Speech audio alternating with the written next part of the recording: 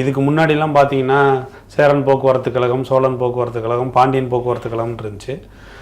அப்படி இருந்ததெல்லாம் அவங்க இடையில வந்து இந்த அண்ணா பெரியாருன்னெலாம் வச்சுட்டு இருந்தாங்க. அப்போ மறுபடியும் அது ஒரு பெரிய இதாக இருந்தனால அதெல்லாம் நீக்கிட்டு மொத்தத்தில் தமிழ்நாடு அரசு பேருந்துன்னு சொல்லி பண்ணிகிட்டு இருந்தாங்க.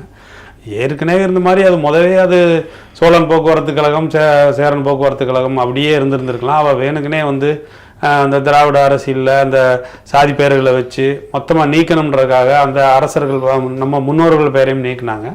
சரி, அதை நீக்கிட்டு தமிழ்நாடு அரசு போக்குவரத்து கழகம்னு வச்சுருந்தாங்க. இப்போ இந்த திராவிட மாத திமுக அரசு வந்ததுக்கப்புறம் அந்த தமிழ்நாடுங்கிறத எடுத்துகிட்டு அரசு போக்குவரத்துன்னு சொல்லி ஒட்டிகிட்டு இருக்கிறாங்க.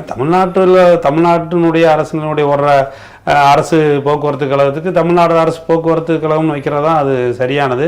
திமுக அரசு அதை திட்டமிட்டே அந்த தமிழ்நாடுங்கிறத எடுத்துகிட்டு அரசு போக்குவரத்துன்னு செய்கிறாங்க.